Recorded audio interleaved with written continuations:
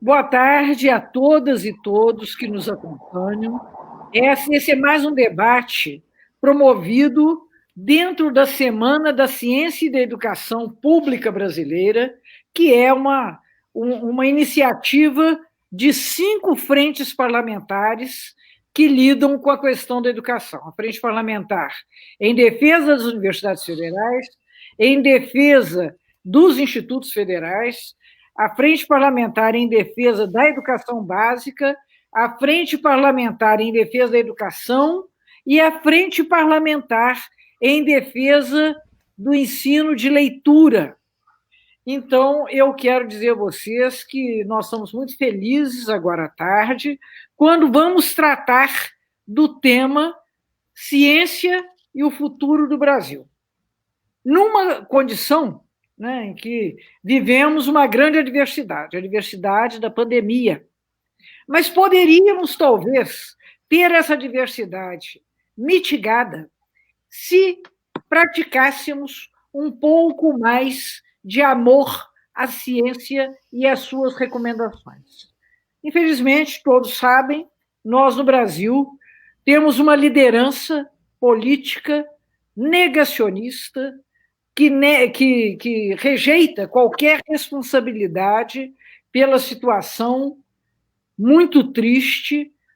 Hoje pranteamos mais de 50 mil pessoas mortas, brasileiras e brasileiros que perderam a vida nesse processo. Não sabemos quantas dessas mortes seriam evitáveis se nós estivéssemos agindo de forma mais correta, mais adequada, segundo as recomendações da ciência, segundo as recomendações dos órgãos técnicos, destacadamente a Organização Mundial de Saúde. E aqui temos conosco hoje a Fernanda Sobral, que nessa mesa representa a Sociedade Brasileira para o Progresso das Ciências. Temos também nessa mesa a companhia do Wilson Savino, que é o coordenador de estratégias de integração nacional e regional da Fiocruz, uma das mais respeitadas instituições brasileiras na área da pesquisa da saúde pública, inclusive uma instituição centenária, né, uma instituição cujo nome representa muito para aqueles de nós que militamos por uma saúde universal, democrática, pública para todas as brasileiras e brasileiros. E temos aqui também a professora Giovana Mendonça, que é a presidenta da ANPED. Então, nós aqui vamos lidar com a ciência, a situação em que nos encontramos, de uma forma geral, vamos trabalhar com a pesquisa na área da saúde, na área da saúde coletiva, na área da investigação sanitária e fechamos com a educação. Então, aí eu acho que nós vamos ter um debate interessante. Quero dizer a vocês que estão nos acompanhando, seja pelas páginas dos mandatos, seja pelo YouTube, que vocês devem se fazer perguntas, mandar as suas intervenções, porque depois dessa primeira exposição dos nossos palestrantes, cada qual terá 15 minutos, nós voltaremos a exatamente apresentar a eles as questões que surgiram e eles, então, farão as suas considerações sobre essas perguntas e se despedirão de nós. Então, é uma coisa rápida e bastante objetiva, como tem sido as mesas aqui nesse seminário A Ciência e o Futuro do Brasil, uma promoção das frentes parlamentares da Câmara dos Deputados, que inclui deputados e deputadas dos mais diferentes partidos. Muito bem, então eu vou passar a palavra, em primeiro lugar, para a Fernanda Sobral, vice-presidente da SBPC, que vai aqui nos oferecer a perspectiva dessa entidade sobre o momento em que nós estamos vivendo.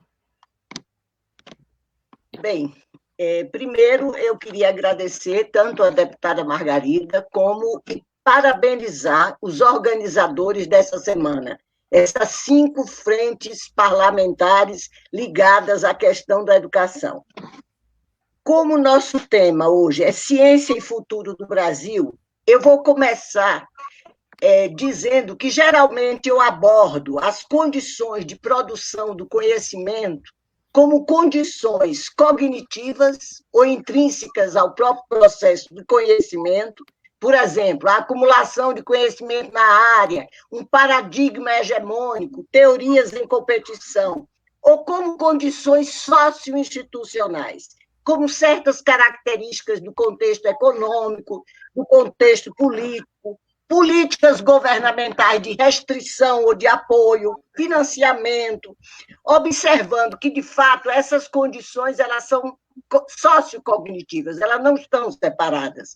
Eu diria que agora, na pandemia, por exemplo, você não pode esquecer os caminhos da própria epidemiologia, da virologia, que são as condições cognitivas, mas existe um contexto econômico, político e outras políticas governamentais que também aceleram e, por outro lado, nós vamos ver aqui, podem retardar alguns caminhos da ciência. Bem, como estamos na Semana da Educação Pública, da Ciência e da Educação Públicas brasileiras, eu também gostaria de mostrar como essas condições impactam na pesquisa das universidades. Porque, na realidade, o professor Wilson vai falar, sobretudo, da Fiocruz, que é um instituto de pesquisa muito importante na área de saúde. Mas eu, justamente, aí foquei mais nas universidades. E por quê? Como se pode notar, por exemplo, no ranking da Folha de São Paulo de 2019, as 10 primeiras universidades que se destacaram delas, 7 são federais, 3 estaduais. Já no ranking da Times Higher Education, entre as 9 brasileiras que se destacaram, 6 são federais, 2 estaduais e uma comunitária, uma PUC, sabendo-se que um dos critérios de classificação importante nesses rankings é a atividade de pesquisa.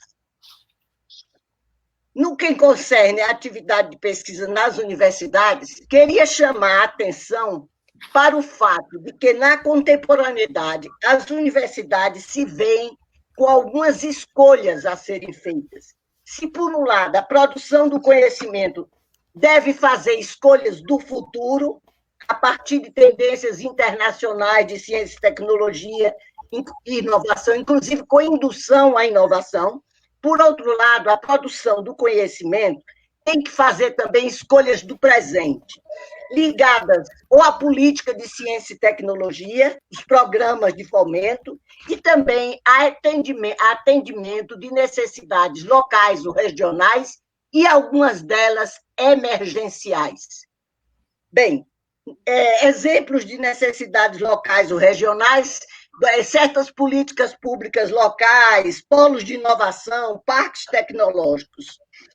Esses problemas emergenciais, não é só o caso da pandemia atual, mas as universidades têm atendido a essas necessidades, como foi o caso do Zika vírus, como foi o caso do petróleo na costa brasileira, etc. Sem esquecer, porém, eu falei de escolhas do futuro, escolhas do presente, sem esquecer as escolhas que podem ser do passado, mas eu chamo de escolhas permanentes, que representam a história das instituições acadêmicas. Isso aí eu queria tomar até de Carlos Benedito Martins.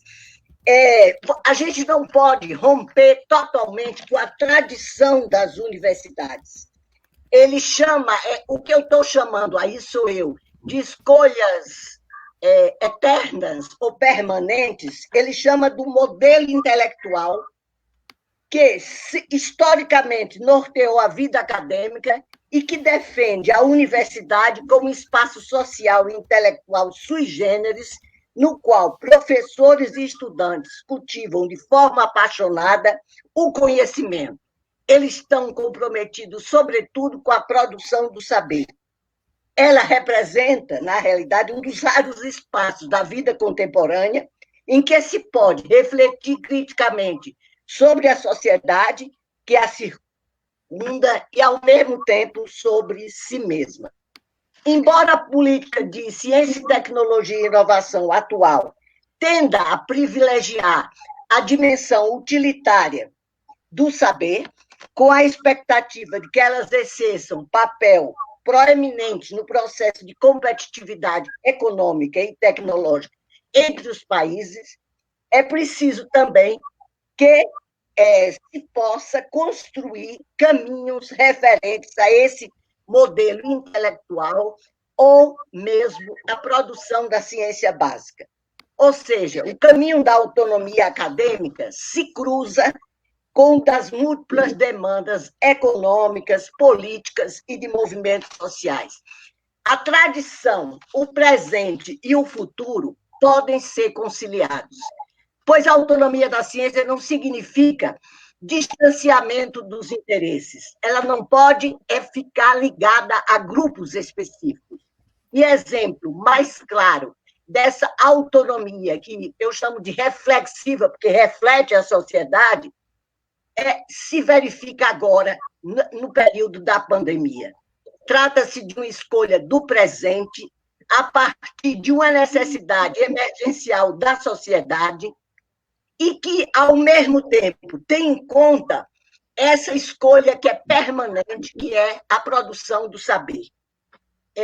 Em 11 de maio, a Andifes publicou, queria dar exemplos, um levantamento feito por ela, de que as universidades federais, naquele momento, conduziam no Brasil pelo menos 823 pesquisas realizadas ao novo coronavírus.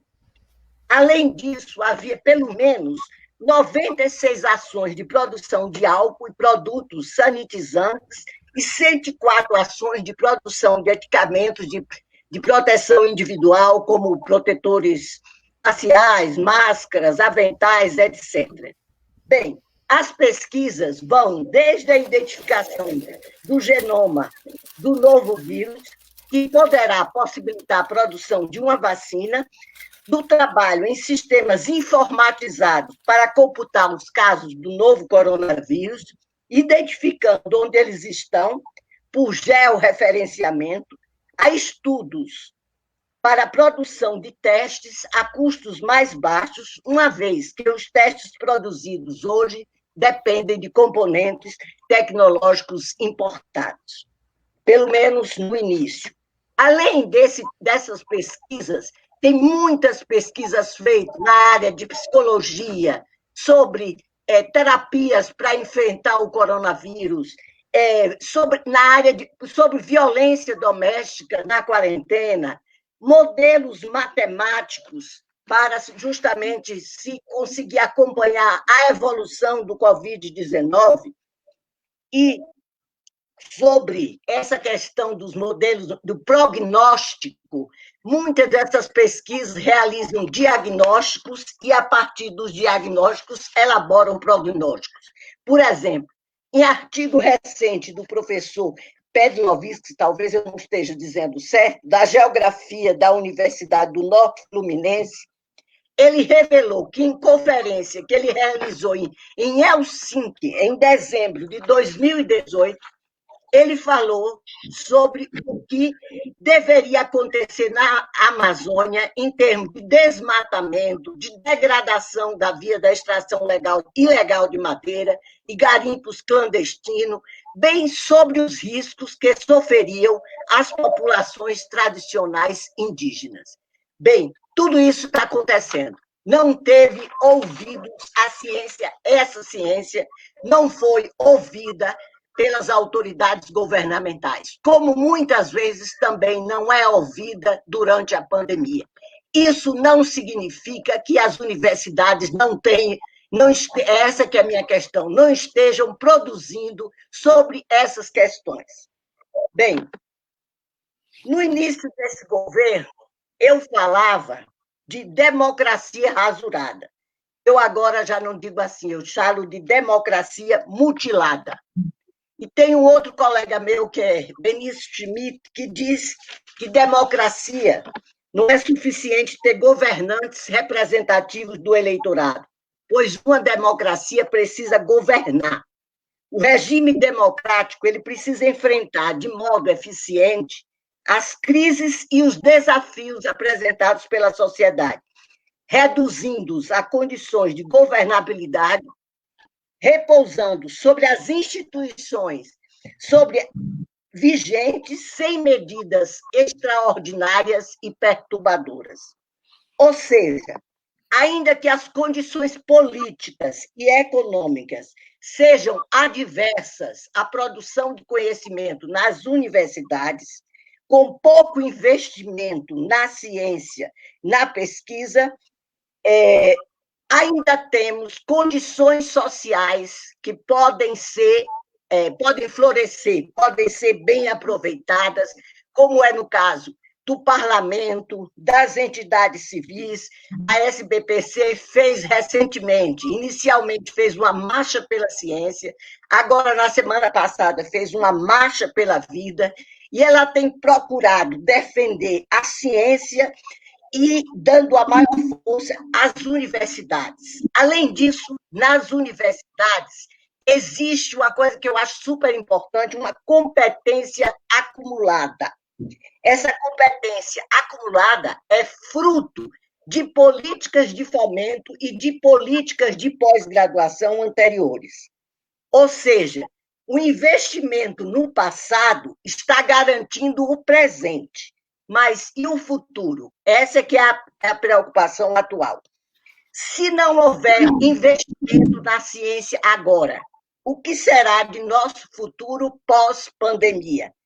Então, a necessidade de mais recursos para ciência, tecnologia e inovação tem sido a luta da SBPC, inclusive a deputada Margarida sabe bem, no parlamento sempre estamos em contato, temos a iniciativa da ciência e tecnologia no parlamento.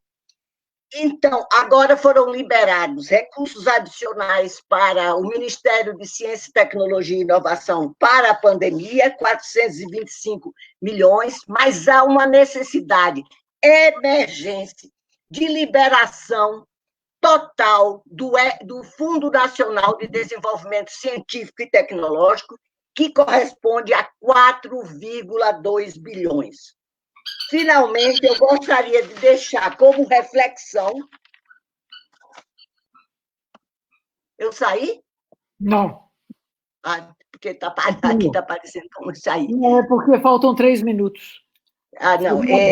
Então, como reflexão, alguns desafios, até isso se deve. Eu peguei até de um slide apresentado pelo Ildeu na semana passada, alguns desafios para a ciência e tecnologia no futuro. Primeiro, já falei, recursos adequados para a ciência e tecnologia. Segundo, a renovação, que é importante, que é do ensino básico, técnico e superior. Promover uma educação de qualidade e uma ciência cidadã. Promover com muito mais intensidade a inovação tecnológica e a inovação social. Saúde e meio ambiente têm que ser considerados como componentes essenciais na dinâmica econômica também. Além de aproveitamento planejado, racional e sustentável das riquezas e dos potenciais do país. E, finalmente, e não menos importante, muito pelo contrário, a redução das desigualdades sociais. A elaboração de políticas públicas visando o desemprego, medidas de proteção social, renda mínima, reforma tributária, a valorizar cada vez mais o papel do Estado e a superação do neoliberalismo. E eu acho que as ciências diferentes e nas suas diferentes facetas têm contribuições a dar nesses diferentes desafios que nós conseguimos elencar, melhor dizendo, rapidamente aqui. Porque, finalmente, nós queremos uma ciência, tecnologia e inovação em um projeto de nação democrática, soberana, mais rica e justa, menos desigual e com desenvolvimento sustentável. Era isso. Obrigada a todos. Muito obrigada. Muito obrigada, Fernanda. Uma excelente reflexão que você fez, que você contribui agora a essa mesa em nome da SBPC, questões absolutamente relevantes que certamente retornarão no nosso debate. Então, eu agora, na sequência, passo a palavra para o professor Wilson Savino, coordenador de Estratégia de Integração Regional e Nacional da Fiocruz.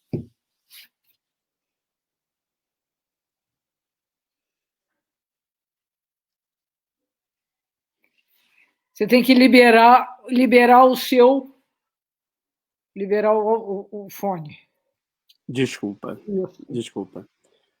Queria, antes de mais nada, agradecer o convite e saudar essa iniciativa de várias frentes parlamentares sobre a educação pública e sobre ciência e futuro desse país. Antes de eu começar a minha própria apresentação, eu faço questão de dizer que, pelo menos a título pessoal, eu subscrevo a 100% as palavras da Fernanda Sobral. E queria, então, vou botar aqui uma apresentação.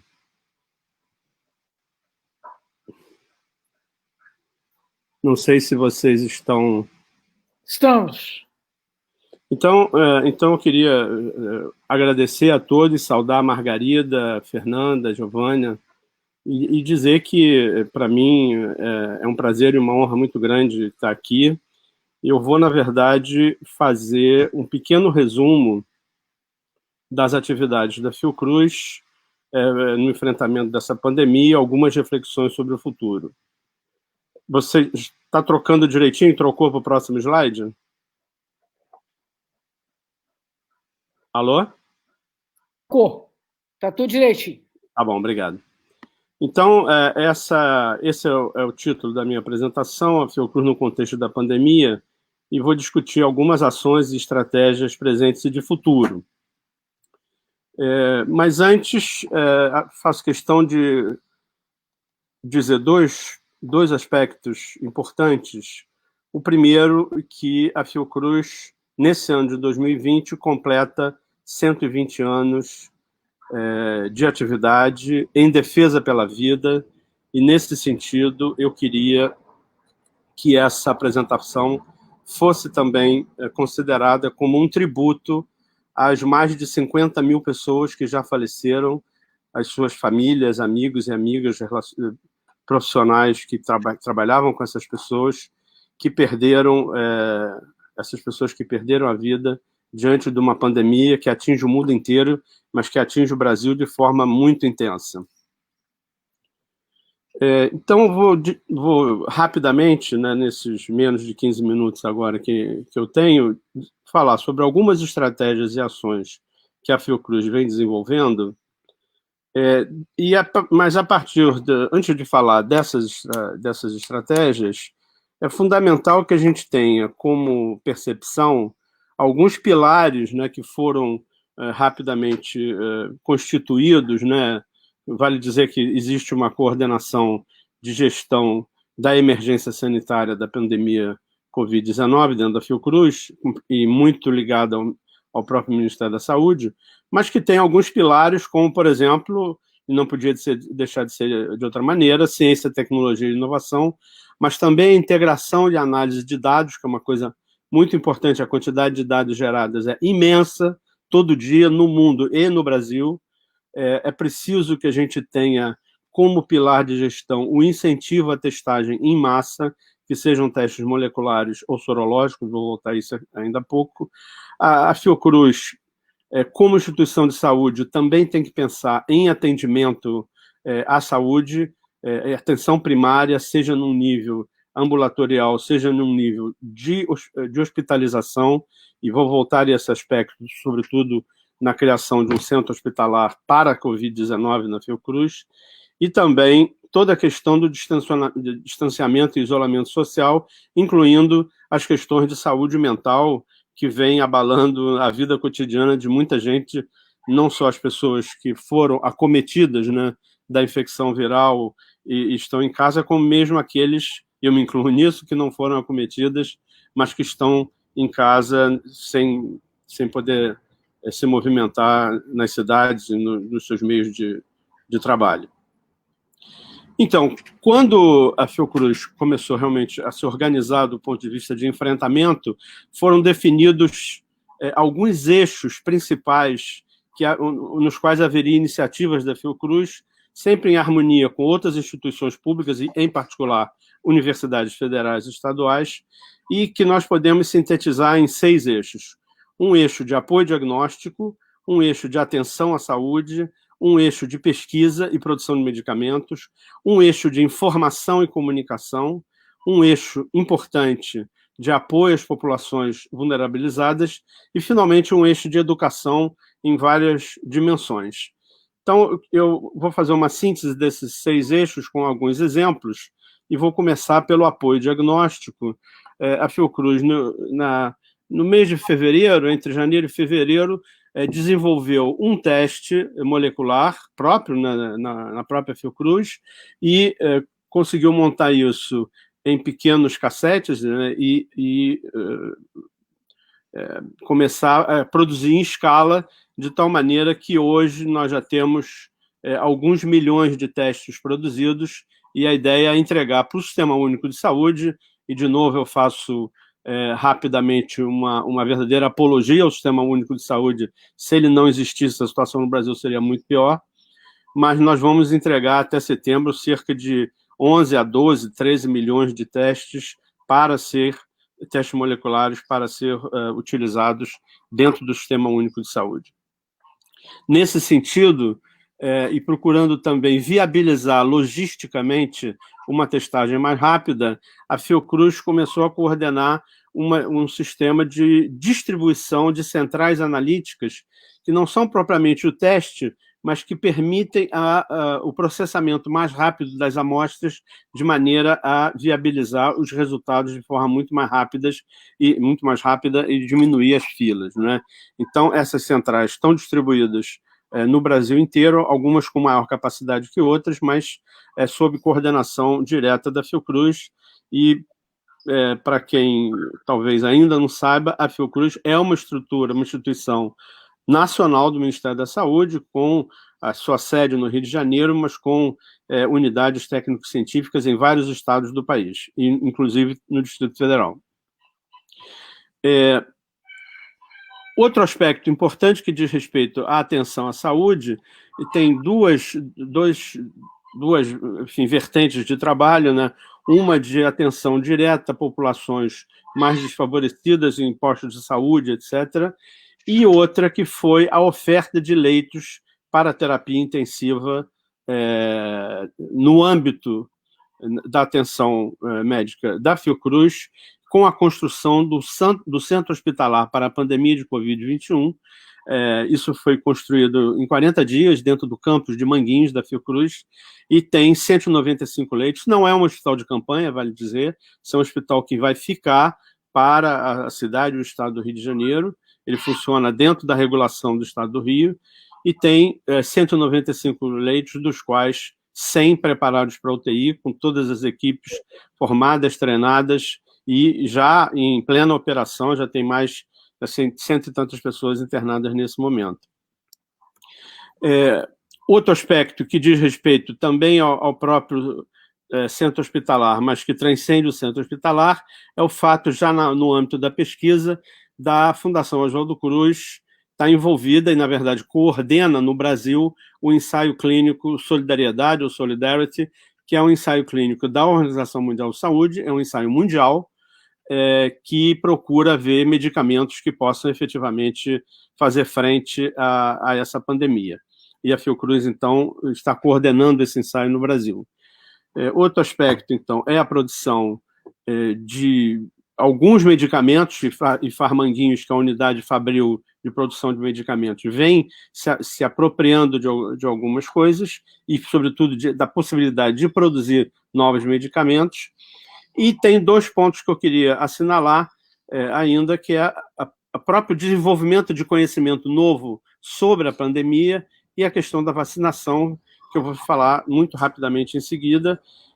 Vale a pena dizer que a Fundação Oswaldo Cruz, de 2017 para cá, montou um programa de investimento intramuros de produção de investigação científica, o chamado Programa Inova Fiocruz, e com a pandemia houve, então, um conjunto de editais próprios, né, internos à Fiocruz, para respostas a essa pandemia, e nesse âmbito, 2 editais diferentes foram publicados, ideias e produtos inovadores, que são projetos pontuais para resolver problemas num curto período de tempo, e o edital de geração de conhecimento, que, então, é realmente para gerar conhecimento, portanto, numa escala temporal maior. E esses projetos já estão, inclusive, julgados, analisados, e vão começar a ser financiados. O ponto que eu queria comentar sobre vacina e Fiocruz, na verdade, existem hoje, para a Covid, 180 projetos no mundo, da ordem de 180, visando uma vacina, muitos dos quais ainda em fase, inclusive, conceitual, alguns em fase experimental. A Fiocruz, em particular, tem 2 projetos, um em Biomanguinhos, que é a unidade fabril de produção de vacinas da Fiocruz, e outro na Fiocruz do Estado de Minas Gerais, que coordenado dentro do Instituto Nacional de Ciência e Tecnologia em Vacinas, da Fiocruz de Minas.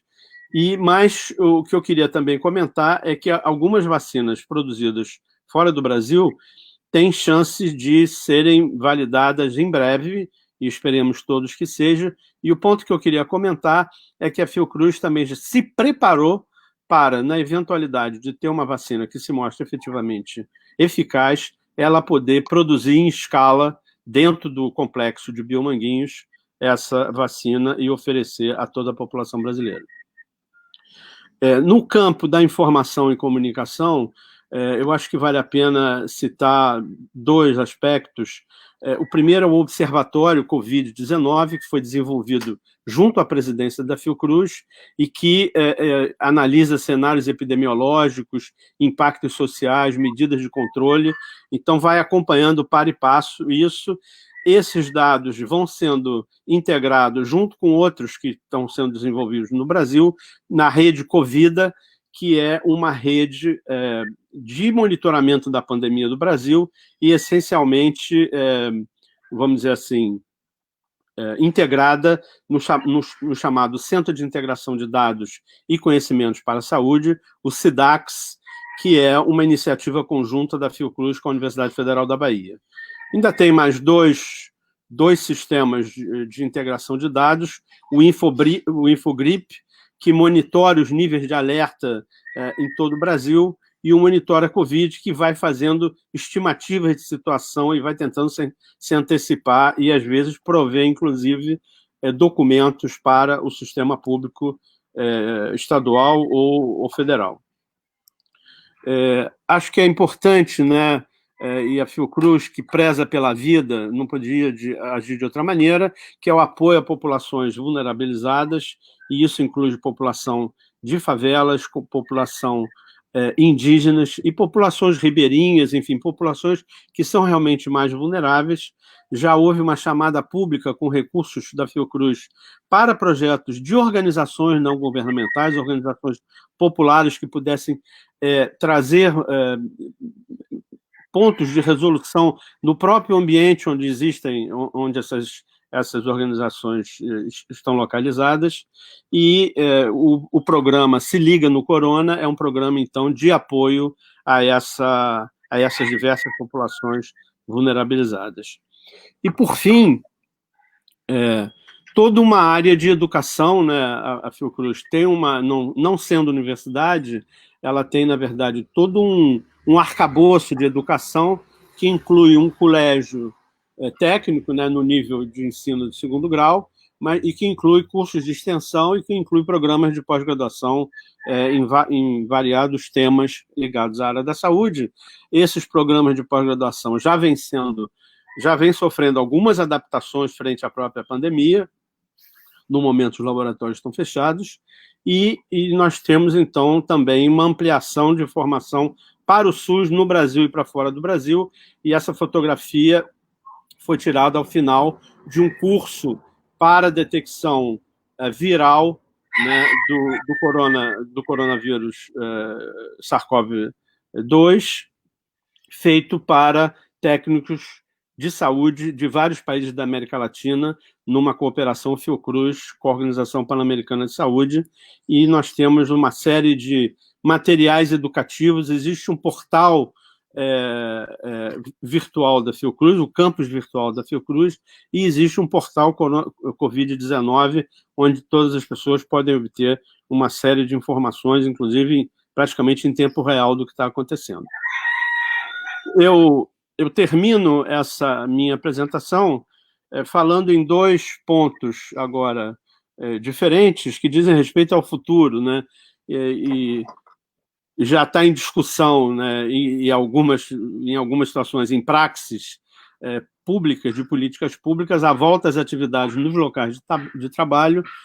Todos nós sabemos que isso é muito complicado, e no campo nós estamos agora desenvolvendo, existe um grupo de trabalho que está desenvolvendo todo um estudo sobre como voltar às atividades nos locais de trabalho. Não é a volta ao trabalho, porque eu acho que todas essas pessoas que estão em casa estão trabalhando no mínimo igual que trabalhavam antes, mas até mais, não é?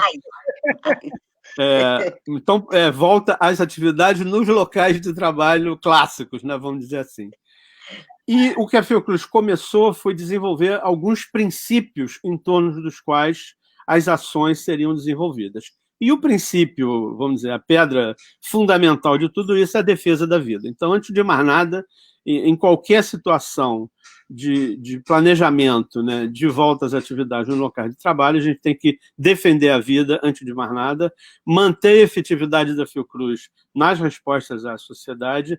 É preciso que a Fiocruz, como instituição nacional, tenha uma conexão geral continuada e, portanto, haja de forma única, né? Então, isso não é simples, mas é fundamental. É necessário, dada a heterogeneidade da própria epidemia no Brasil, é necessário uma vigilância epidemiológica ativa, praticamente em tempo real. É preciso reconhecer a diversidade institucional, é muito diverso. Nós temos, imagina, um colégio secundário com alunos menores de idade frequentando o campus da Fiocruz. Nós temos locais de laboratórios com NB3, com nível de segurança importante para poder lidar com o vírus. Então, essa diversidade ela é fundamental. A gente precisa informar de forma transparente tudo o que vem acontecendo, tanto para dentro quanto para fora da Fiocruz. E, eventualmente, em alguns dos aspectos, nós vamos precisar ressignificar os processos de trabalho de maneira a flexibilizar, mas com inovação, sem perda de qualidade, sempre com defesa à vida e de uma maneira sustentável. Então, esses princípios que foram estabelecidos que vão nortear os estudos, estão norteando os estudos para essa volta às atividades no local de trabalho, nos locais de trabalho, e do ponto de vista, vamos dizer, operacional, é preciso um diagnóstico de situação dos principais gargalos que existem em cada setor, em cada prédio, em cada laboratório, em cada... Imaginem que a Fiocruz tem um Museu da Vida, que é um lugar aberto que recebe crianças, recebe adultos para visitação. Então, há uma complexidade muito grande mesmo. Isso precisa ser analisado de forma, ao mesmo tempo que detalhada, geral. Então, é um detalhamento, vamos dizer, de álcool gel em todos os prédios, em todos os andares dos prédios, etc.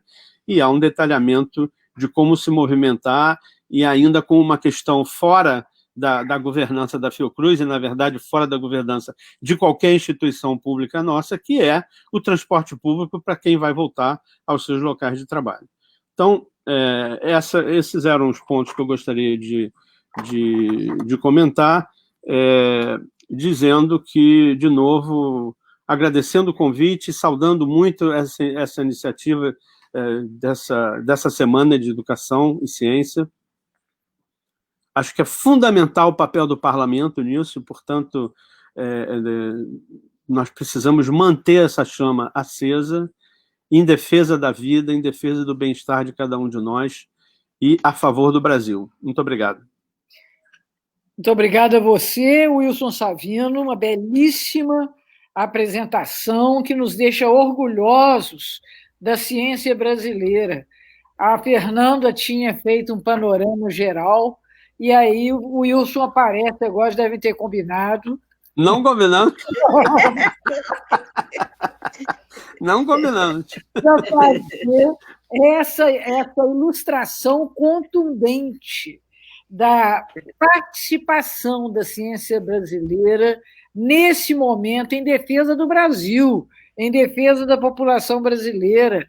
Uma coisa extraordinária essa notícia que você nos deu sobre a produção de milhões de testes, e aí tendo em vista a recomendação científica da necessidade de fazer uma testagem em massa da população. Essa é uma contribuição espetacular, entre outras, porque você tem aí o monitoramento de toda a situação e ainda essa dimensão formativa, que é realmente o que nos garante o futuro.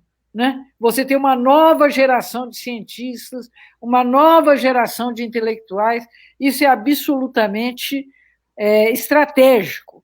Eu gostaria muito de estimular que as pessoas se manifestem, que elas nos mandem os seus comentários e tal. Nós temos pessoas aqui, vejam vocês, meus colegas de mesa, pessoas de todo o Brasil, de Campos dos Goytacazes, de Pau dos Ferros, no Rio Grande do Norte, Campinas, Juiz de Fora, Bela Vista, Macapá, Maceió, Alagoinhas, na Bahia, Palmas, Teresinas, Ilhéus, Viçosa, aqui pertinho. Então, nós temos gente do Brasil inteiro, de muitas instituições universitárias, públicas, fazendo esse acompanhamento. Então, é uma mesa muito importante e eu vou pedir a todos que se encorajem a manifestar, porque os nossos companheiros palestrantes aqui têm muito o que dizer. Eu vou repetir dizendo que essa é uma iniciativa das frentes parlamentares voltadas para a questão da educação, coordenadas pela Frente Parlamentar em Defesa do PNE, que é coordenada pelo deputado Pedro Kizai, de Santa Catarina, a nossa Frente Parlamentar pela Valorização das Universidades Federais, a Frente Parlamentar em Defesa dos IFETs, que é coordenada pelo deputado Reginaldo Lopes, pela deputada Maria do Rosário, a Frente Parlamentar Mista da Educação, que é coordenada pela professora Dorinha, a Frente Parlamentar em Defesa da Escola Pública e em Respeito ao Profissional da Educação, que é coordenada pela deputada Rosa Neide, e a Frente Parlamentar de Incentivo à Leitura, que é coordenada pela deputada Fernanda Melchiona, do Rio Grande do Sul.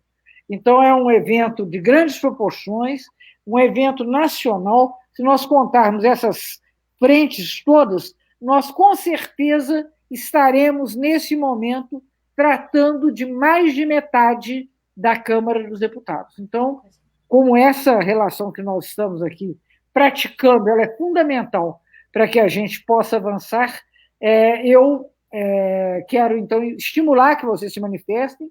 Quero também dizer que há no nosso site um formulário para aquelas pessoas que desejarem um certificado ao fim do seminário que vai até sexta-feira. Então, vocês entrem no formulário direitinho e solicitem esse certificado. E aí, como nós acabamos, a fala do Wilson acabou em formação, em educação, nada mais apropriado que passarmos agora a palavra para a professora Giovana Lunardi, presidenta da ANPED. Com você a palavra, Giovana. Muito obrigada, deputada Margarida. Eu não teria como iniciar essa fala sem agradecer, especialmente às frentes parlamentares que convidaram a ANPED para participar desse evento, especialmente dessa mesa, e dizer da minha honra de estar aqui ladeada por esses professores que são cientistas tão importantes no contexto brasileiro, e também da deputada que tem trabalhado tanto e incansavelmente na defesa das pautas da educação, né? Especialmente eu gostaria de agradecer às frentes parlamentares que têm combatido o tempo todo todos os ataques que a educação tem sofrido, que têm sido amplamente importantes na defesa das universidades públicas, dos institutos federais, das escolas públicas, dos professores e professoras e da área da educação desse país, né?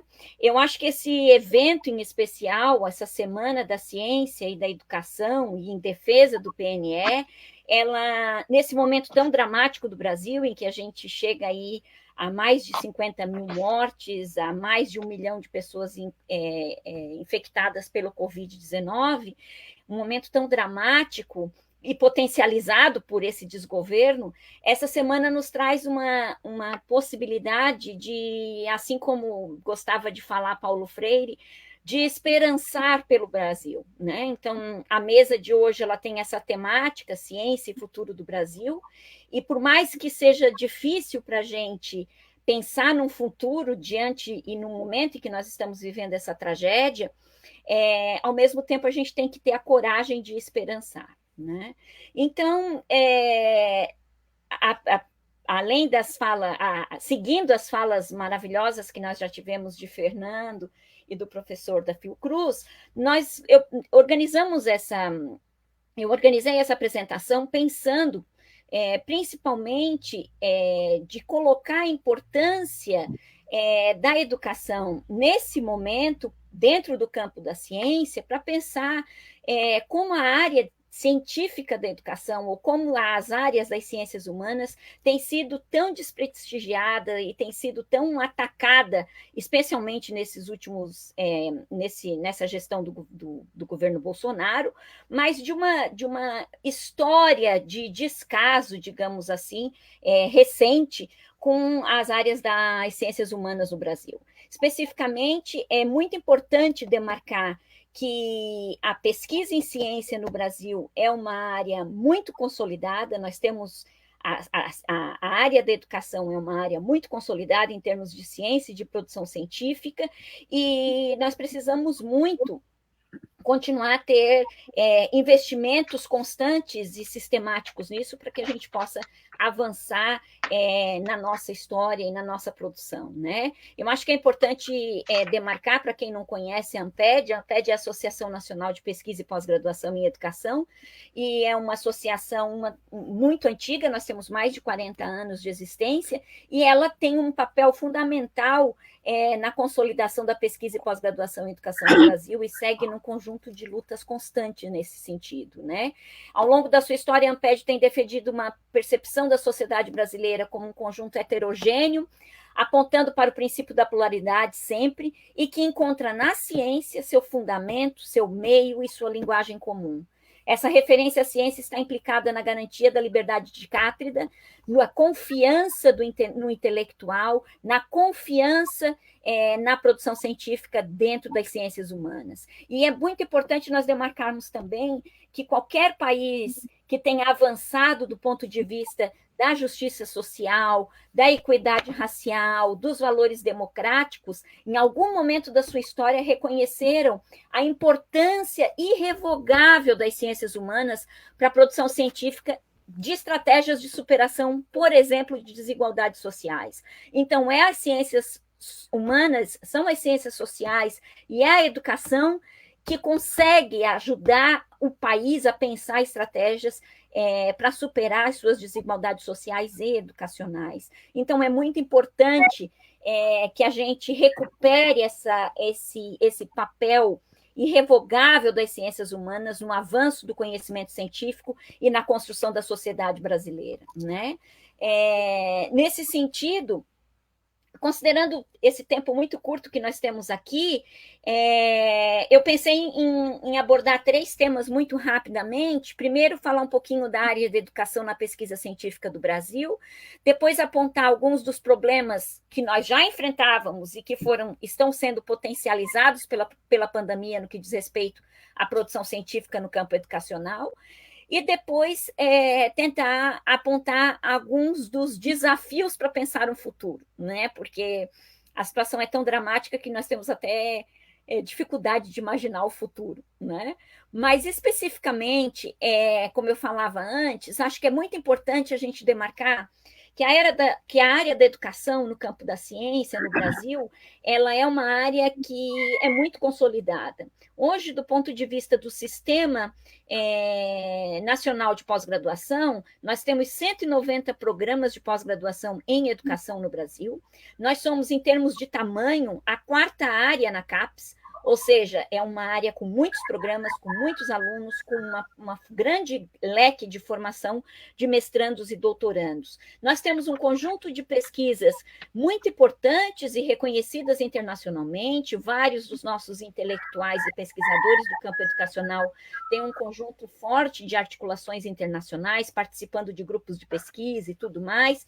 Temos uma produção científica consolidada, que faz, inclusive, com que esses profissionais, esses pesquisadores, sejam chamados e estejam articulados com universidades no exterior e trabalhando em diferentes parcerias na América Latina e tudo mais. E nós temos um conjunto de referenciais teóricas importantes que ajudam a orientar políticas públicas, que ajudam a construir teorias científicas e que ajudam a consolidar um campo e projetos educacionais, inclusive inovadores no Brasil. Eu acho muito importante situar tudo isso, porque todos nós sabemos o quanto a área da educação, as ciências humanas, mas a área da educação foi aviltada, foi atacada, foi menosprezada por esse governo,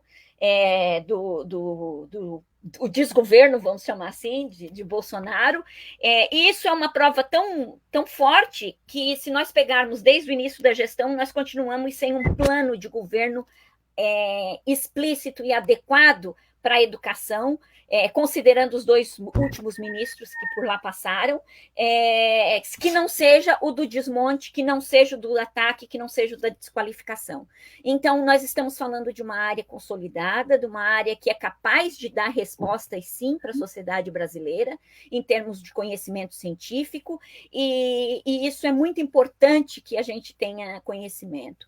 Ao mesmo tempo, nós também temos enfrentado no campo da pesquisa em ciências humanas e da educação um conjunto de dificuldades, e que, assim como o momento de luta pelo PNE aponta, a gente tem vários problemas que foram potencializados pela pandemia e que fazem com que a gente tenha muita dificuldade de imaginar o progresso e o futuro da área da educação no Brasil, se nós não conseguirmos resolver algumas dessas problemáticas. Os colegas que me antecederam falaram o tempo todo do investimento na ciência, de que esse investimento tem que ser sistemático, tem que ser contínuo, e isso acontece ainda mais, e é uma forma de ataque ainda maior no campo das ciências humanas e da educação, né? Nós temos uma ausência de políticas que priorizem a investigação nessa área. Então, a falta de prioridade para as ciências humanas, ela não é nova, isso é bom e importante de se dizer, mas ela foi especificamente agravada nos últimos 2, 3 anos, né? Haja visto um conjunto de portarias e resoluções que definiram, por exemplo, recentemente, as áreas prioritárias do Ministério de Ciência e Tecnologia e causaram impacto nas políticas de financiamento de pesquisa no CNPq e na CAPES, né? Restringindo áreas das ciências humanas e especificamente da educação. Nós vivemos um constante ataque aos investimentos feitos no campo da educação, e mais ainda no campo da pesquisa. Os recursos que eram escassos do ponto de vista do financiamento da pesquisa agora são inexistentes ou constantemente atacados. E a gente tem ainda um ataque sistemático ao Sistema Nacional de Pós-Graduação. A deputada Margarida falou muito bem hoje na mesa da manhã o quanto a portaria 34 da CAPES desestruturou a pós-graduação brasileira, né? E vai desestruturar a pós-graduação brasileira.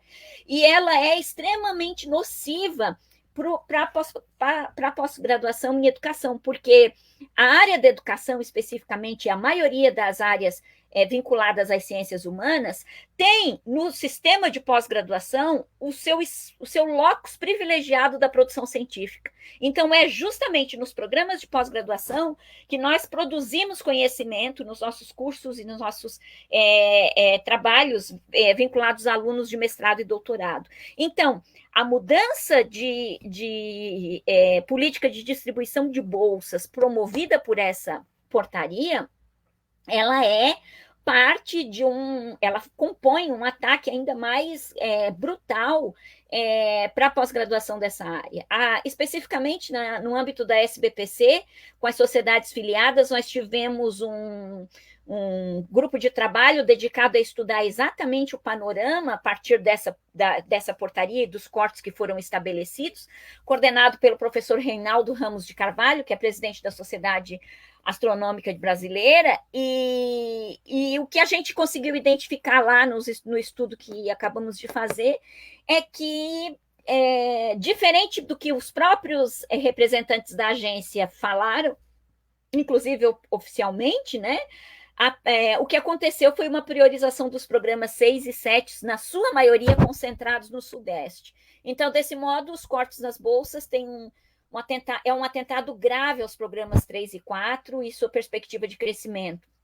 Obviamente, não é desse jeito que se constrói um sistema nacional de pós-graduação. Você precisa dar incentivo para os programas novos, você precisa construir políticas para que os programas possam se desenvolver. E, obviamente, se a priorização foi para os programas de excelência, isso acaba afetando grandemente a área da educação, que desses 190 programas, tem grande parte dos programas concentrados na nota 5, 4 e 3. Então, vejam, são agravamentos de situações que já vinham sendo construídas anteriormente e que se tornam muito difíceis de superar enquanto projeto de melhoria do sistema de pós-graduação, de melhoria da própria área da educação no Brasil, né? Com relação à pandemia, o que nós temos no campo educacional é um quadro ainda mais grave, né? Especificamente falando agora da produção científica na área da educação, eu acho que é muito interessante a gente destacar um elemento que é chave.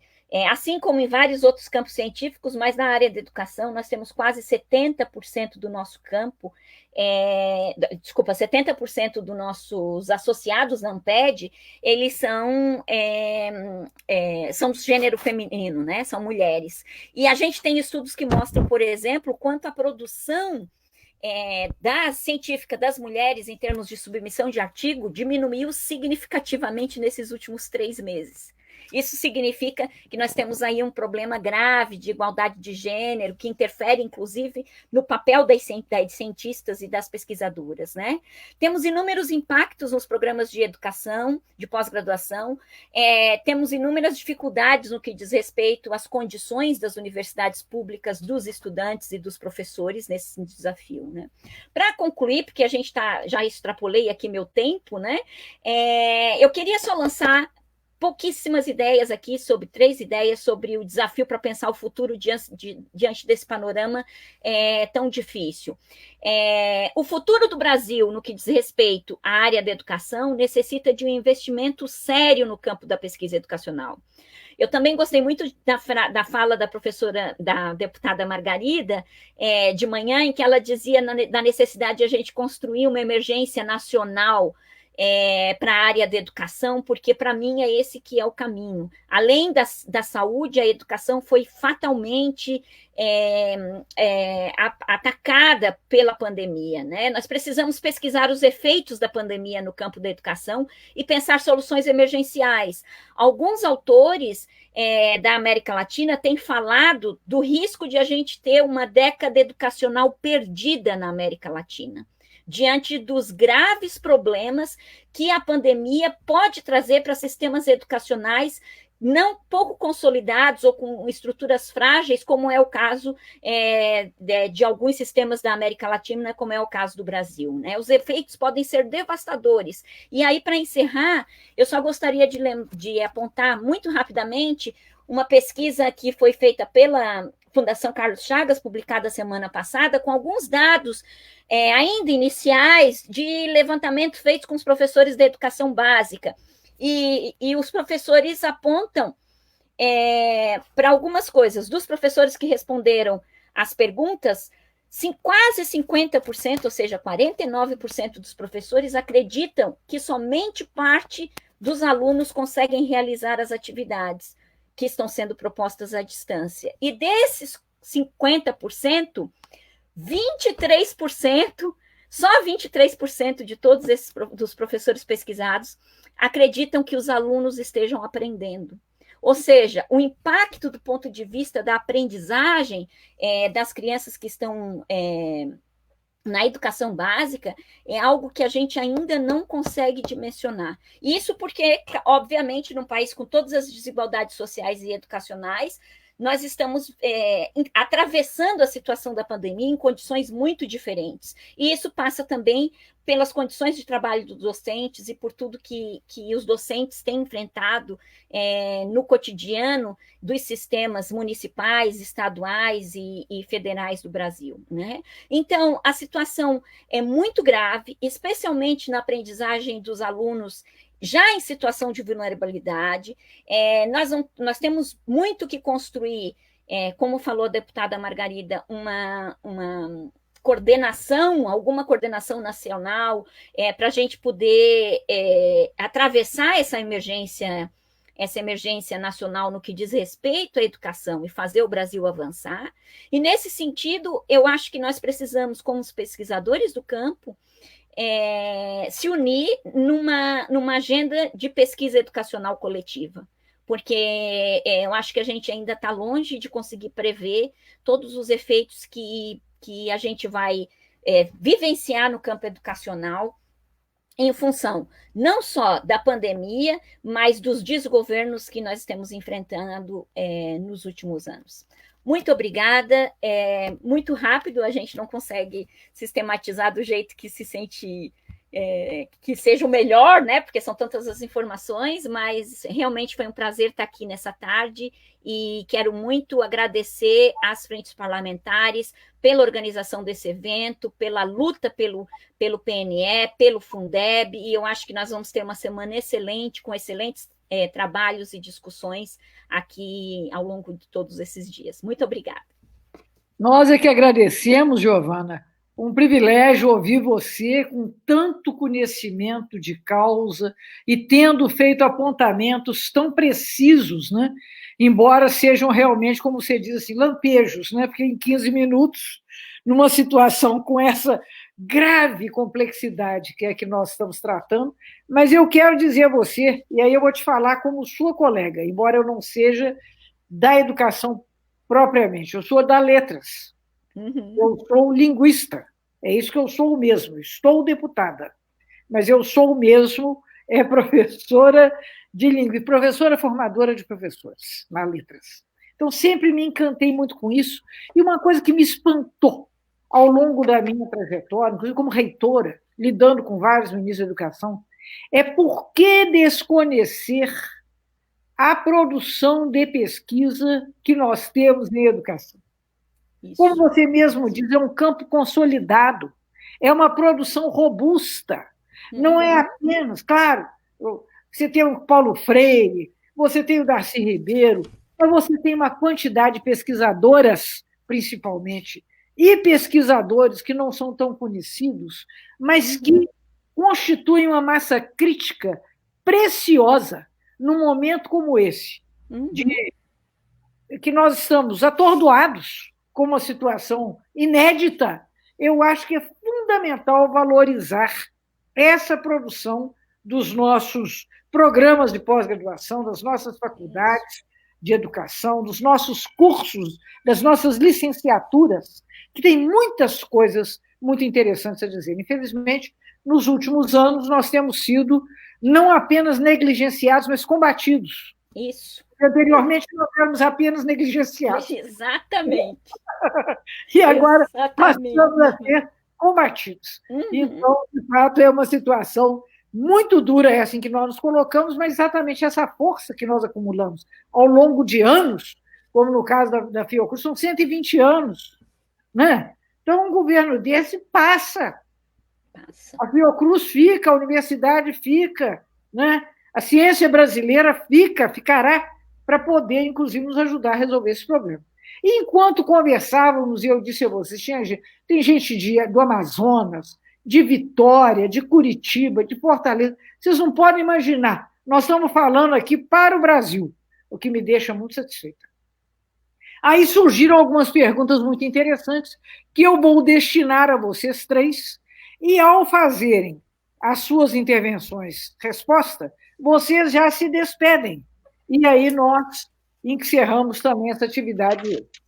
Então, para a Giovana, a Kátia Maciel coloca uma questão. Nós precisamos de incentivo público na formação para o ensino, para a formação de professores de educação básica, especialmente educação infantil e fundamental. Então, nesse momento, você mencionou aí a pesquisa da Carlos Chagas, né? Porque se há uma perda generalizada, mas para esses alunos, nessa fase da vida, de fato, a perda da escola é quase que uma perda irreparável. E o Dutra diz o seguinte: a Amped tem um papel fundamental na democratização da educação brasileira. Para falar em pesquisa em educação nesse país, é preciso reconhecer a contribuição da Amped. Então, eu deixo essas palavras para você. Fernanda, o Enio Pontes, que é do Proifes, ele quer particularmente discutir de que maneira que nós podemos contribuir para o desenvolvimento nacional, obviamente dependente de um grande investimento em CIT, mas para solucionar problemáticas eminentemente regionais, por exemplo, acesso à água, alimentação, saúde. Então, o Proifes, que soma suas forças, a luta pela CITI nacional, quer deixar aqui essa pergunta. E também a Mariana Souza pede que você fale um pouco mais sobre quais têm sido os programas que a SBPC vem implementando e que se vinculam à construção de um país mais democrático. Tá? E para o nosso querido Silviano... Savino. O nosso querido Savino, da Fiocruz, que em momentos como esses, as pessoas querem saber. Por exemplo, a Gersina Ferreira quer saber: é possível que o Brasil engate com sucesso uma vacina para o coronavírus? Nós todos queremos saber isso, é importante essa pergunta. Tá? E o Francisco Mendonça gostaria que você falasse sobre os problemas que a Fiocruz enfrenta no Ministério da Saúde descontrolado, quer dizer, sem um titular propriamente da área, né? Alguém que tenha essa... Então, são duas questões, duas reflexões para cada um dos nossos amigos. Eu agora vou começar da Giovana, depois eu passo para a Fernanda e vou deixar, por último, para o Wilson Savino, que vai nos falar, vai revelar aqui quando é que nós teremos a vacina.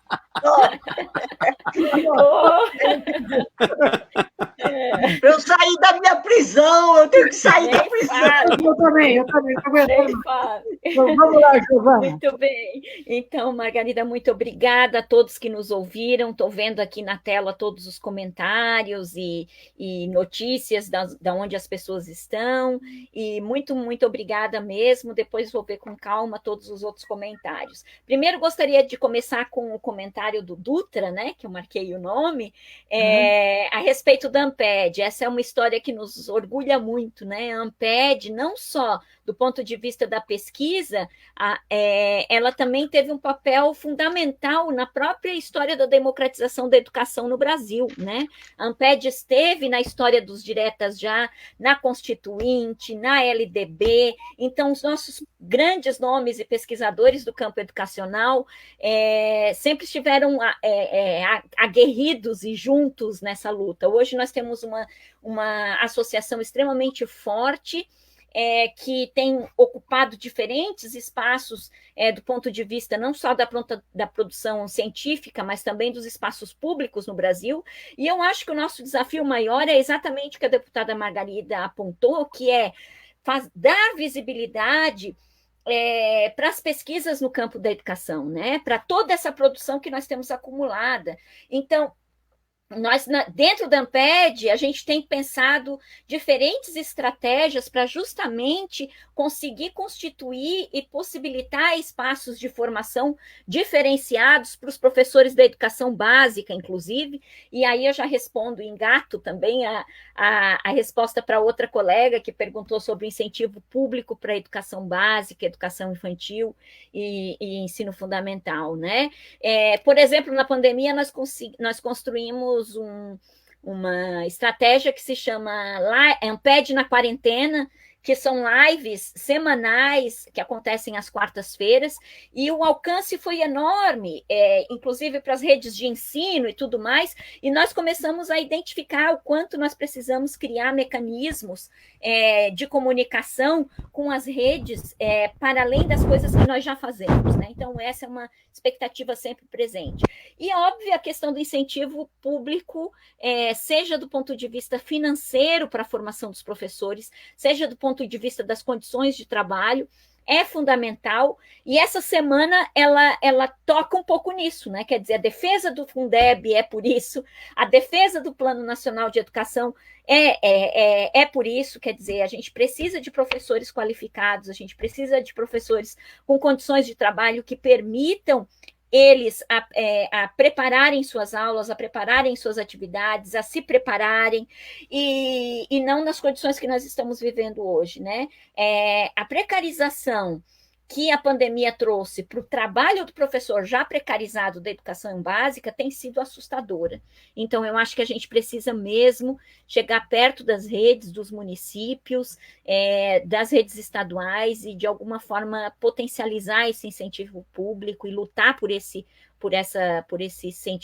incentivo público, porque os relatos têm sido assustadores do que tem acontecido com os professores na educação infantil, que são obrigadas a gravarem aulas, que são obrigadas a fazerem estratégias de ensino que muitas vezes não são nem um pouquinho adequadas para esse público, para essa idade. Então, nós temos muito que avançar nesse sentido.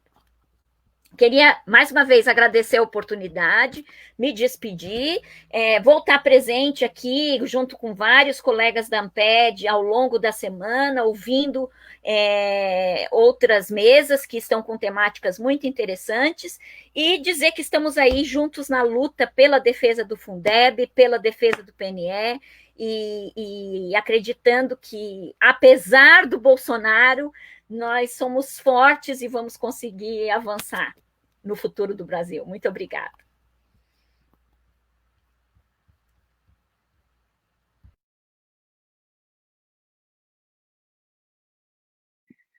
Para não atrapalhar, eu emudeci o meu microfone e ele ficou para sempre assim. Mas agora eu já desemudeci. Eu queria passar a palavra para a Fernanda, para que ela, então, faça a sua contribuição aí, agradecendo muito a Giovana pela excelente participação. Muito obrigada. Muito aqui nessa reflexão.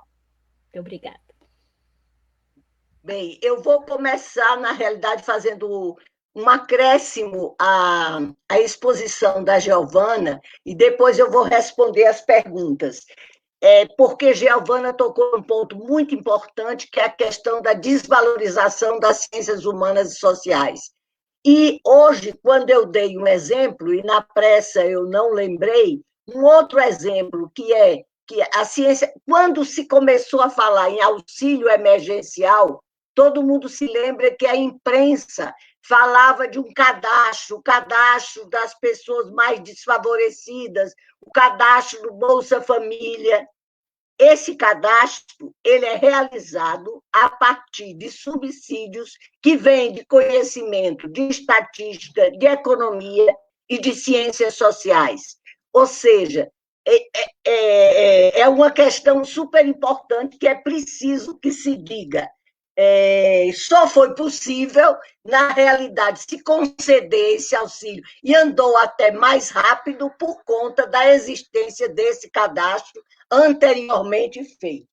Bem, uma outra... Agora eu vou às questões propriamente ditas.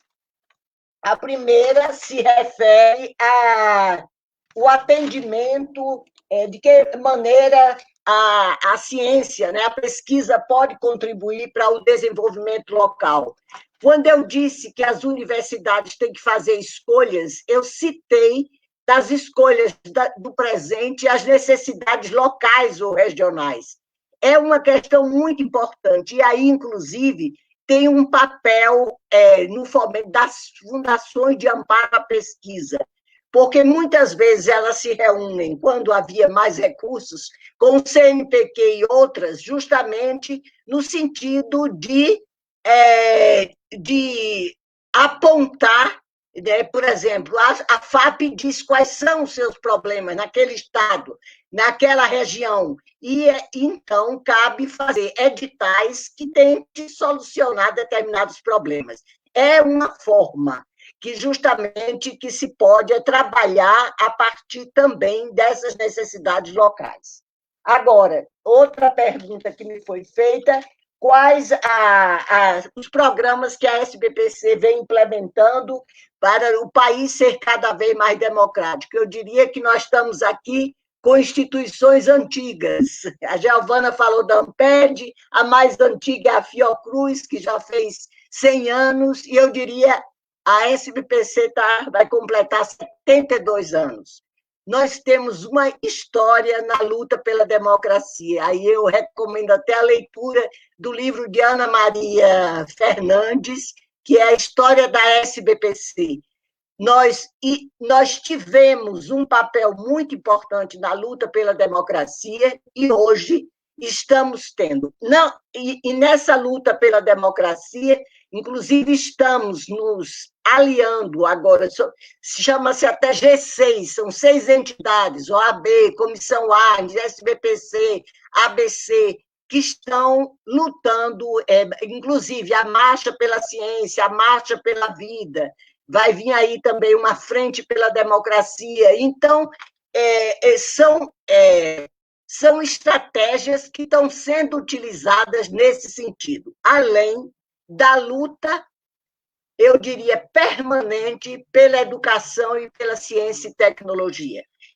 A Giovana chamou a atenção para um documento que está sendo hoje, eu acho que ele vai começar a ser divulgado, sobre esse novo modelo de distribuição de bolsas. Esse documento foi coordenado pelo Reinaldo, como ela se referiu, mas é um documento que foi elaborado pelo grupo de trabalho da SBPC. A SBPC, o presidente não pode sozinho dar conta de todos os assuntos. Ela cria, com as sociedades científicas, alguns grupos de trabalho. Então, tem um grupo de trabalho sobre a educação básica, tem sobre meio ambiente, agora, justamente por conta da pandemia, sobre saúde, e tem um sobre justamente essas políticas da CAPES. Recentemente, nós também nos pronunciamos contra, apontando dificuldades na portaria que escolheu algumas tecnologias prioritárias. Claro que em um momento, cada governo tem o direito de escolher as suas prioridades, mas o que a gente chama a atenção é que tem alguns programas de fomento que devem ser, eu diria, abertos, como é um programa, por exemplo, o PIBIC. O PIBIC é uma iniciação à carreira científica, à carreira acadêmica. Você não pode já numa iniciação, um menino que está entrando na graduação, ele ter já que ir para uma determinada tecnologia. Os editais universais, não é que tenha tido nenhum edital sobre isso agora, recente, mas um edital universal, o próprio nome está dizendo, é universal, não tem que ter prioridades estabelecidas. Então, essa é uma luta constante da SBPC. A SBPC atua fortemente no parlamento. A deputada Margarida sabe disso. Recentemente, conseguimos, ainda falta uma etapa, conseguimos que o FNDCT não fosse excluído a partir de uma determinada portaria. A SBPC tem se pronunciado agora também com essa MP que queria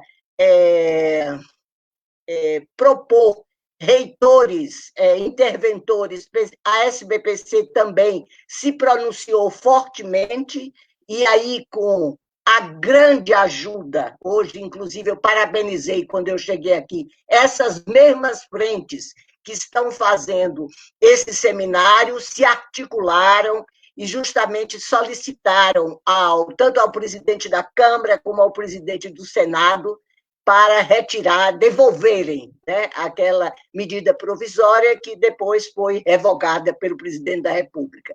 Mas é uma luta constante, eu diria, pela democracia, pela ciência e pela educação, nesses 70 e poucos anos de vida. Mas vou me despedir, senão eu falo demais. Um grande abraço e foi um prazer participar desse seminário.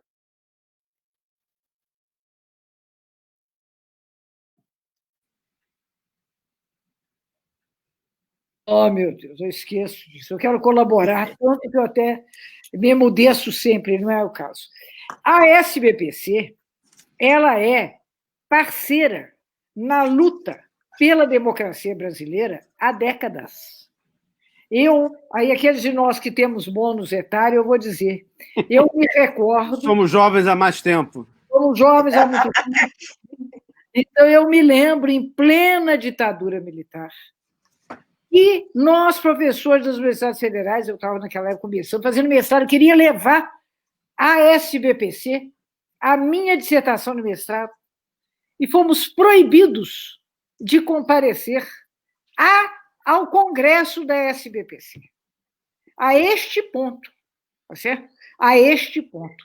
E não tenho dúvida que a Marcha das Ciências, todas essas intervenções que a SBPC vem fazendo, articulada com outras importantes instituições brasileiras, com a CNBB, com a OAB, com a ABI, isso é um elemento central hoje na luta que a sociedade trava pela democracia. Muito bem, muito obrigada, Fernanda. É sempre um prazer compartilhar uma mesa aí com você. E, por último, nós vamos agora ouvir do Wilson tudo que nós estamos ansiosos para saber quando é que nós contaremos com a vacina. Essa é a pergunta de alguns milhões de dólares, né? Bem, então eu vou procurar abordar, não vou nem usar o termo responder, mas abordar as duas perguntas que me foram feitas, e depois eu queria fazer os últimos comentários mais gerais. E a primeira pergunta da Gersina Ferreira, né, sobre quando teremos uma vacina brasileira. Uma vacina e uma vacina brasileira. E aí são duas coisas diferentes. Vamos dizer assim, ao meu conhecimento, os estágios de desenvolvimento de vacinas para SARS-CoV-2, quer dizer, para combater a Covid-19, desenvolvimento no Brasil, estão em estágio inicial de desenvolvimento. Então, ainda em fase experimental, ainda não entrou em ensaios clínicos, então nós não vislumbramos uma vacina, digamos assim, genuinamente brasileira daqui para o fim do ano, ou mesmo daqui para o final do ano que vem. É pouco provável, né, eu diria. Então, isso é a vacina desenvolvida e produzida no Brasil. Depois tem a vacina que pode ser desenvolvida fora do Brasil, ou, eventualmente, o Brasil pode participar em ensaios clínicos, que é o que deverá acontecer. A vacina comercializada, que vai ser comercializada pela AstraZeneca, um ensaio clínico será feito sob coordenação da Unifesp, por exemplo. E, então, o Brasil pode colaborar no desenvolvimento, não no sentido da fórmula do antígeno vacinal, mas no sentido de ensaios clínicos. E o Brasil poderá, isso sim, de qualquer forma, produzir em larga escala para a população brasileira e, de repente, até mais do que a população brasileira. Não nos esqueçamos que a vacina de febre amarela produzida pela Fiocruz corresponde a mais de 80% da produção mundial. Então, o Brasil tem pelo menos 2 grandes plantas de produção de vacinas, o Instituto Butantan em São Paulo e a Fiocruz no Rio de Janeiro, e de maneira que nós temos a estrutura fabril de produção de vacina em larga escala, assim que houver, vamos dizer assim, uma definição, e a definição não é por achismo, é de base científica, obviamente, seguindo todos os degraus da escadaria de ética em teste de substâncias em seres humanos. Então, esses degraus precisam ser seguidos, de maneira que nós podemos pensar em tudo correndo bem. Há quem diga que poderia ter ainda esse ano, no final desse ano, produção já no Brasil em vazamento e no braço, enfim, sendo disponibilizado para cada cidadão. Acho pouco provável que nós tenhamos isso esse ano ainda, e torço de verdade para que nós tenhamos isso no ano que vem. Então, só para concluir, então tem uma coisa que é o desenvolvimento completo da vacina no Brasil, e depois tem a outra coisa que pode ser mais rápida, embora, quer dizer, o provável é que mais de uma vacina seja desenvolvida e possa entrar no mercado, né? E aí nós vamos ter condição de produzir em escala de uma demanda de uma população de mais de 200 milhões de habitantes.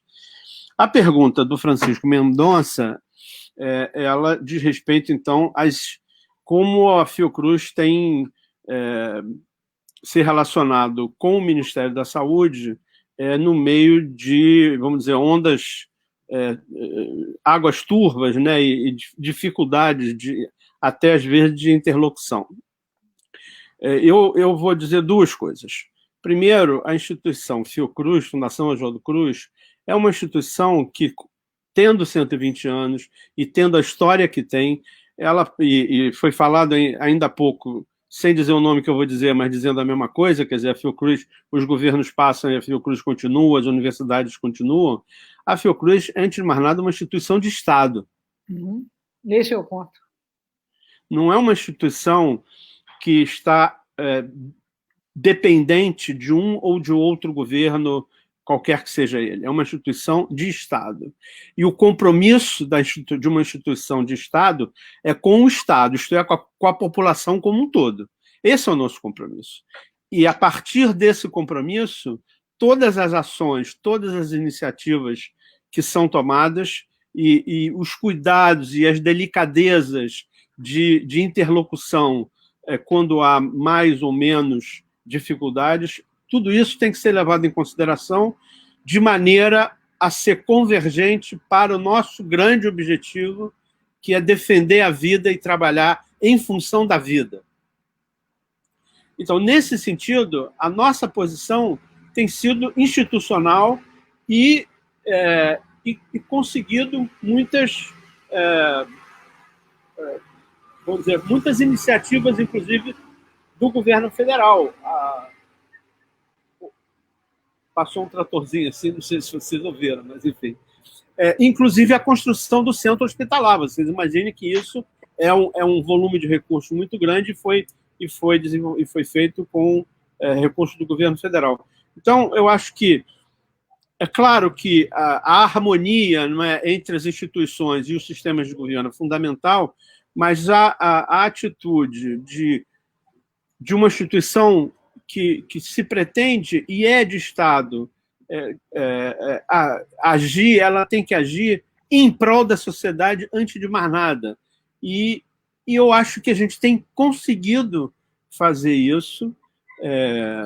E a explanação que eu dei, que é, na verdade, uma síntese bem assim, enxuta, né, do conjunto de iniciativas, acho que mostra isso, mas ainda assim eu vou fazer agora algumas digressões mais gerais e que incluem essa questão da própria governança, enfim, em relação com o governo e tal.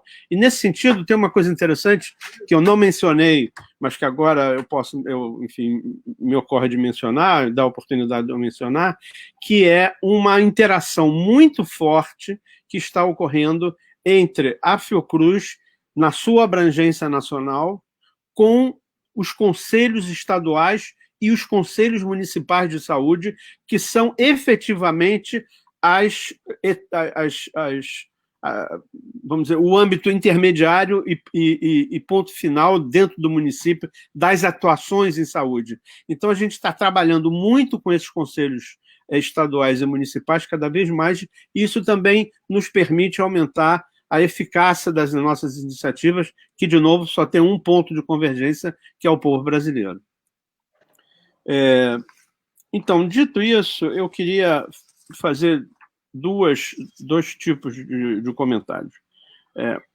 Um comentário mais geral, que e louvando de novo essa reunião de iniciativas parlamentares, reunião de instituições em torno da marcha pela vida e pela ciência, eu acho que isso mostra claramente que um conjunto significativo da sociedade brasileira está com uma agenda de união, de cooperação e de solidariedade.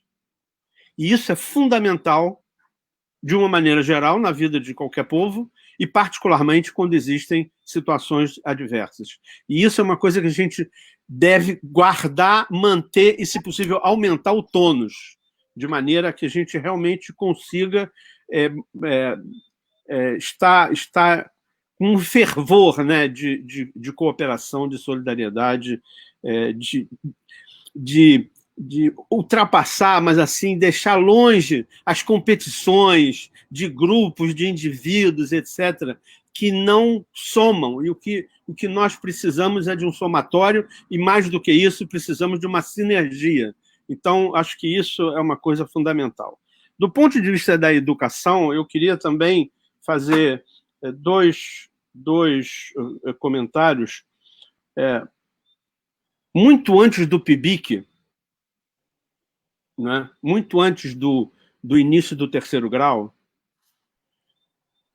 o Brasil precisa de uma educação como prática de liberdade. Sim, com certeza. O Brasil precisa que uma criança comece a ter pensamento crítico. Porque é o pensamento crítico que vai gerar criatividade, que vai gerar ciência, que vai gerar arte, que vai gerar felicidade entre as pessoas. E isso é fundamental e começa realmente do começo. Nós tivemos um período muito obscuro da nossa história, onde o pensamento crítico, e a Margarida fez citação explícita sobre isso, onde o pensamento crítico não era uma solução, era um problemaço, né? E nós temos que manter e aumentar a formação de um pensamento crítico. E, nesse sentido, eu também acho e sei, né, que essas iniciativas parlamentares convergem para esse tipo de formação.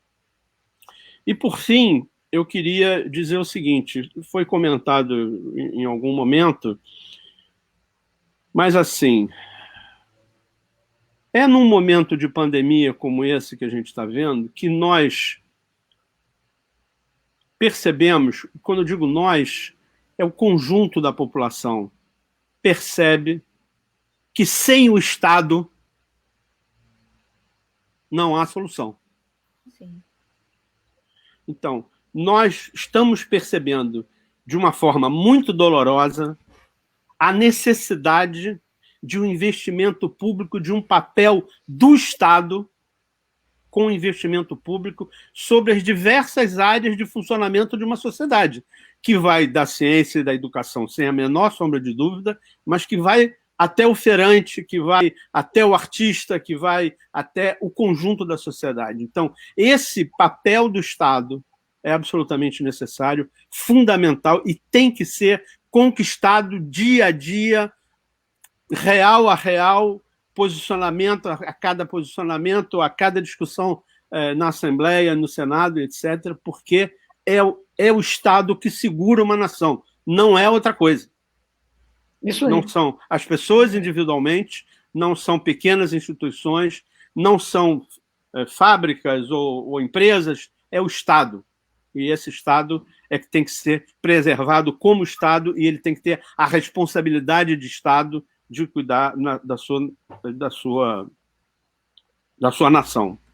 E, por fim, para terminar, já de novo agradecendo não só a Margarida, como a todos a todas, né, porque eu sou aqui o único do sexo masculino, e para mim está ótimo, porque eu acho que porque de fato nós vivemos um mundo muito desigual, inclusive do ponto de vista das relações humanas, em termos de gênero, mas também em termos de raça, etc. Mas eu queria terminar com palavras de otimismo, dizendo o seguinte: as diversas epidemias passam. Obrigado. Muito obrigada. Muito bom. Bela fala, muito bonita. É, na verdade, uma grande síntese, né, dessas questões todas que frequentaram a nossa conversa aqui nessa tarde, as lições da pandemia, que nós certamente precisamos tirá-las, e com toda certeza essas indicações são preciosas. Eu quero dizer que passaram por aqui, mandando as suas mensagens, o deputado Pedro Kizai, que é, na verdade, o idealizador desse evento. São as 5 frentes, mas, na verdade, ele foi... porque na academia a gente dá autoria, né, gente? Tem o primeiro autor, o primeiro autor. Né? E outra pessoa que passou aqui também, nos cumprimentando, é a deputada Rosa Neide, que é uma batalhadora incansável pela educação brasileira e, na verdade, aquela com quem a gente conta, junto com a professora Dorine e muitos outros colegas, para garantir essa votação do Fundeb, que é também uma emergência nacional. Então, com isso, eu quero agradecer infinitamente a participação de vocês, dizer que o Brasil inteiro se manifestou aqui, acho que foi um momento de muita energia positiva e que liberta a nossa esperança. E, por isso, uma ótima tarde e uma boa luta para todos nós. Muito obrigado. Mais uma vez. Obrigado. Tchau, gente. Obrigada.